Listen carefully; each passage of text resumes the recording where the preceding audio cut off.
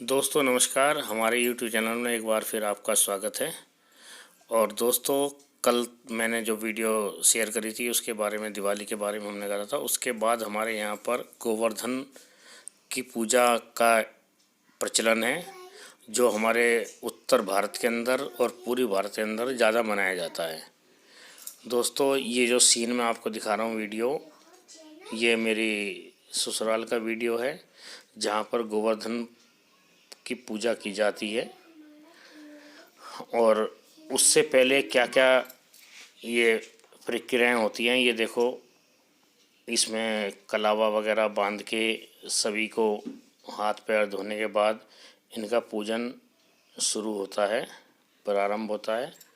और हमारे यहाँ पर भी ये प्रक्रिया होती थी, लेकिन जब हमारे यहाँ पर भैंसें थीं, जहाँ हम पहले रहते थे, वहाँ पर हम भी इसको, मूर्ति को, गोवर्धन को विस्थापित करते थे और इनकी जो है स्थापित करते थे। और इनकी जो पूजा अर्चना हम भी अपने तरीके से, जैसे कि हमारी तरफ होता है। लेकिन अब कई जगह मैं देखता हूँ कि ये पूजा अर्चना दूसरे तरीके से होती है, लेकिन जो हमारी तरफ प्रचलित है, और मैंने ये मथुरा में भी देखी है। मथुरा में इसको गोवर्धन पर्वत के रूप में मानते हैं, जैसे कृष्ण जी ने गोवर्धन पर्वत उंगली पर उठाया था।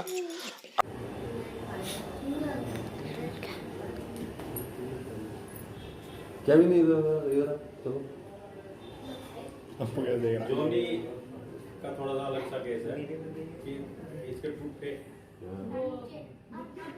वाइट नहीं। लेकिन आपने देखा होगा कि गोवर्धन की जो प्रतिमा या जो हम पूजन के लिए मूर्ति बनाते हैं गोबर से, वो एक आकृति मानव की होती है, ना कि पर्वत की। और उनके साथ में ही एक हम ऐसी जगह भी बनाते हैं जहाँ पर एक जानवरों के लिए जो हम चारा डालते हैं, उनकी खोर, हमारी तरफ खोर कहते हैं। और स्टेटों में कुछ और कहते होंगे, राज्यों में, लेकिन हमारी तरफ खोर कहते हैं। और ये देखो, ये जो मेरे ससुराल में अभी एक कलावा बांधने की प्रक्रिया पूजा से पहले हो रखी है प्रारंभ, ये आपको दिखा रहा हूँ मैं कि इसमें ये पहले कलावा बांधते हैं और उसके बाद में पूजा अर्चना पूरी होती है। जितने भी वहाँ पर मेंबर खड़े होते हैं, सबके हाथों में, चाहे लेडीज़ हों या जेंट्स हों, सबके ही कलावा बांधते हैं और उसके बाद इसकी पूजा अर्चना करी जाती है। लेकिन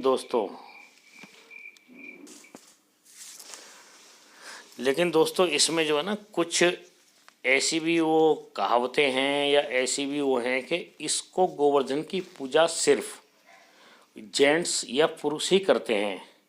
इसमें कोई भी लेडीज़ नहीं होती, वो साइडों में खड़ी होती हैं। लेकिन यहाँ पर मैं देख रहा हूँ कि यहाँ पर लेडीज़ भी हैं जिन्हें कलावा बांधा जा रहा है। लेकिन हमारी तरफ ये चीज़ें नहीं हैं। इसमें सिर्फ ग्वालिया, जिसको ग्वालिया कहते हैं, ग्वाल, जो कृष्ण जी के टाइम से फेमस हैं, ये ग्वाल, कृष्ण जी को भी ग्वाला कहते थे। लेकिन ये जो प्रतिमा बनाई जाती है गोवर्धन की, ये एक मानव आकृति के रूप में बनाई जाती है। और ये जो कहावत है, इसके बारे में आपको बताना चाहूँगा कि हमारी तरफ क्या होता है कि एक जंगीराबाद, बुलंदशहर के अंदर एक जंगीराबाद है, गंगा के किनारे पे मांडू का एक मेला लगता है, जहाँ पर इनकी प्रतिमा आज भी रखी हुई है मंदिर के अंदर। उसको मांडू का मंदिर कहते हैं। उसके बारे में कुछ बताऊंगा जो मैंने सुना है। आज तक मैं मांडू के मंदिर में नहीं गया, लेकिन मैंने खाली सुना है अपने पिताजी से, अपने बाबा से, अपने चाचा ताऊओं से, कि ये मांडू का जो मंदिर है, ये मांडू जो था एक ग्वाला था। ये गांव की पूरी की जानवरों को, गाय भैंस जो भी जानवर होते थे, उनको चुगाने जाता था। और गांव वाले इसको दूध, रोटी और इसको वस्त्र देते थे। खाली उस पे बेचारा पूरे दिन उनकी गाय भैंसे चराता था।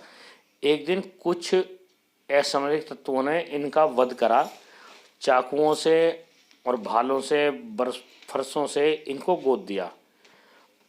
और ये वहीं पर एकदम पत्थर के हो गए। जब इनको लोग बाग गांव के उठाने के लिए आए तो उन गांव वालों से ये नहीं उठे। ये बताते हैं कि वहाँ पर फिर एक भविष्यवाणी हुई, आकाशवाणी। उन्होंने कहा कि इसको सिर्फ 5 ग्वाले ही उठा पाएंगे। तब गांव के जो उनके साथी थे, इस मांडू को जो बनाए प्रतिमा बनाते हैं, वहाँ के 5 ग्वाले लगे।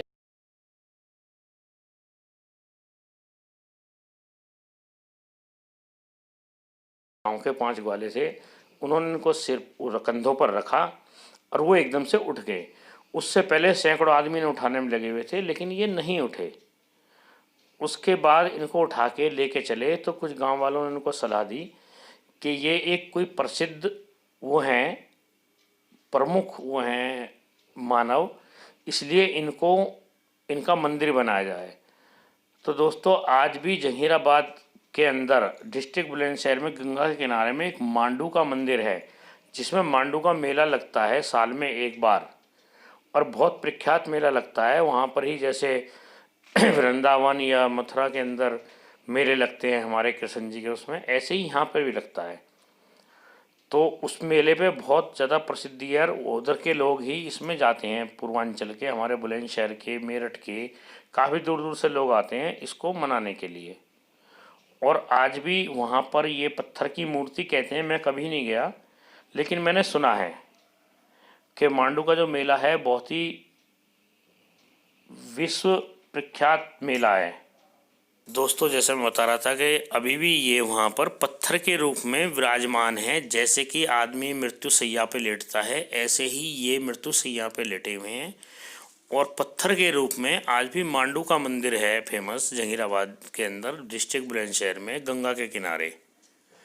वहाँ पर आज भी इनका मंदिर विराजमान है। लोग बाग आज भी बहुत भीड़ के साथ, बहुत उसके साथ श्रद्धा के साथ यहाँ पर जाते हैं।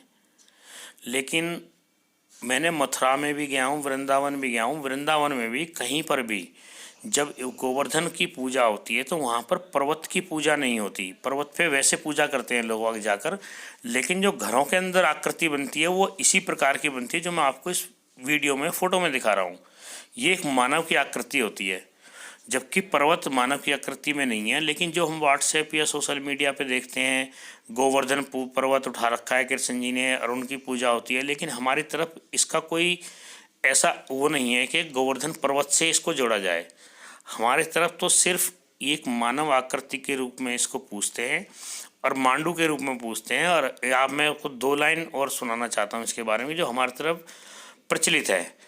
गोधन रे मांडू रे भैया तू ही बड़ो, अरे तो सू बड़ो ना को।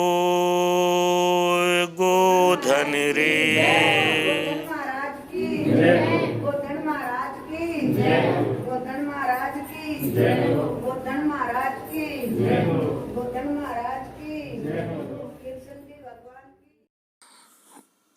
जैसा कि साथियों मैंने बताया कि हमारे यहाँ पर जब मैं गांव में था या अपने यहाँ दिल्ली शहर के अंदर ही था, तो हमारे यहाँ जितने भी भैंस पालते थे या जानवर रखते थे, गाय वगैरह, भैंस वगैरह, तो हम जब इसकी पूजा अर्चना करते थे तो हम इकट्ठे होकर, ऐसा नहीं कि एक परिवार ने रखा तो एक ही परिवार उसमें करेगा, उसमें रात के टाइम 10-11 बजे के बीच में एक मंडली आती थी।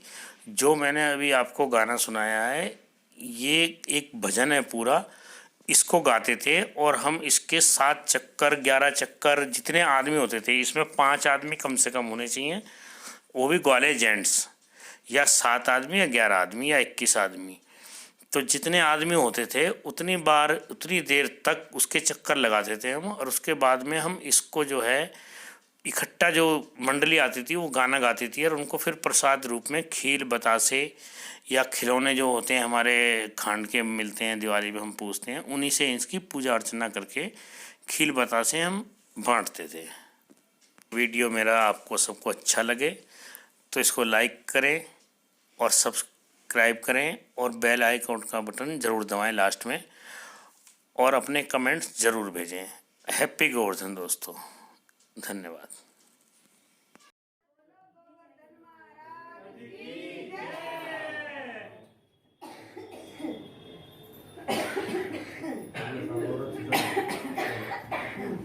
चलो